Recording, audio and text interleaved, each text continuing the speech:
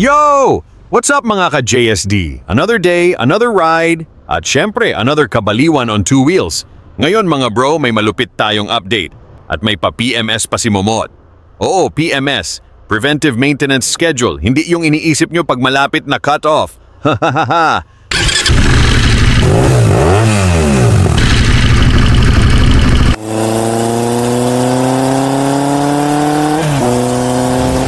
Mga bro, ngayon papalakasin natin ang preno ni Momot.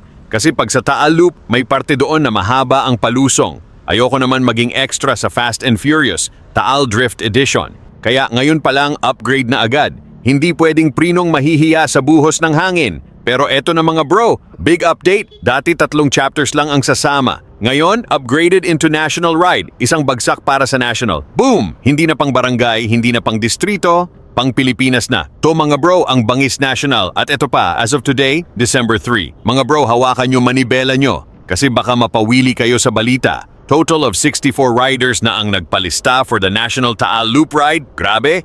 64 na riders na gutom sa kalsada, gutom sa ride at gutom sa tapsilog pagkatapos. At may mga hahabol pa raw, kaya baka maging mas malaki pa.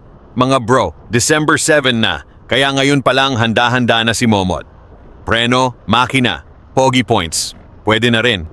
Pero kayo, ready na ba kayo sa National Taal Loop Ride? Walang iwanan, maliban na lang kung bigla kayong mag-fast break sa palusong. Hahaha, National Ride bago matapos ang 20-25.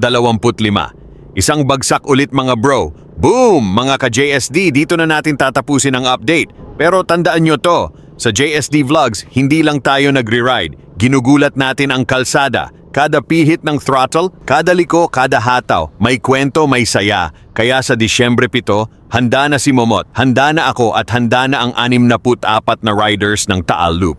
Mga bro, ride safe at ride na parang ikaw ang may-ari ng NMAX. This is JSD Vlogs at solid na samahan. Boom! Kita-kits sa daan.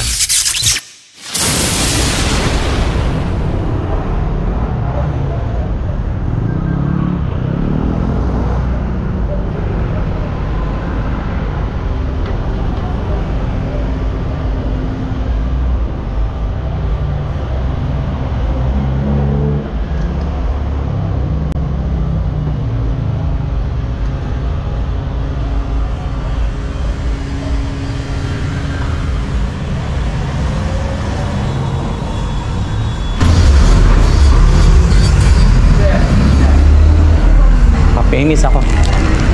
Hey sir, punta mo na si Bong. Ako yun, sige. Bro, papimis ako bro.